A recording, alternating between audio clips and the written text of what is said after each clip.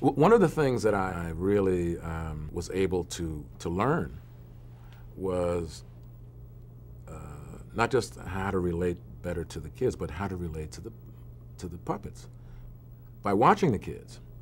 And so once I became good at that, or better at, really establishing relationships with these puppets, and really having fun with them and really getting into the whole spirit, like everyone, and I learned from everyone. I mean, of course, Bob McGrath and Loretta Long had been on the show from the very beginning. The combination of Jim and Frank, that was a unique combination. The chemistry there was, I don't think you can create that kind of chemistry. You can't just go out and cast that sort of thing. It happens.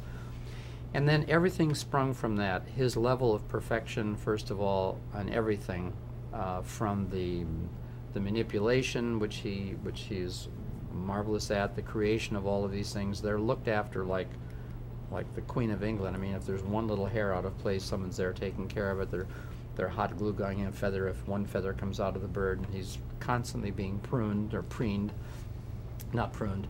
And I think everyone was inspired to all the puppeteers, Muppeteers, I think, were inspired to work way beyond their capacity to please Jim. Everyone wanted to just make sure that they did their very, very best work.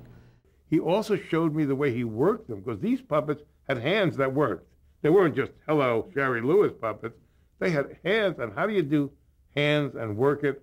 And he showed me that he had figured out a way. They had a monitor behind stage where he and Jerry Jewell or Frank Oz or anyone who worked with him worked backwards to the picture on the screen. I mean, you have to see it to understand it, but they were watching themselves, and in order to make the moves, it was backwards to what was on the screen was in reverse. So it was an amazing, amazing mind that could do that, but that's what gave them the mobility, except for Kermit, who was really Jim. Kermit was really Jim. His personality, his golly gee approach to things was Jim. It was great singing a song with Miss Piggy. Now, how did that work? I mean, was it different? Well, it's difficult only in that you don't look down to where the hands are down here. I mean, you're looking right at the puppet or the Muppet. It's a little distracting in a way, because you're working to a puppet, and the bodies of the people are down right alongside of you or beneath you, and it was interesting.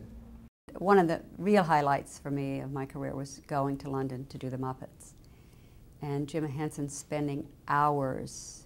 I sang The Elusive Butterfly of Love, which was a song that he really, I think, loved, because he chose it. And he spent hours on this number, on effects and everything. It was just amazing to work with him and to know him.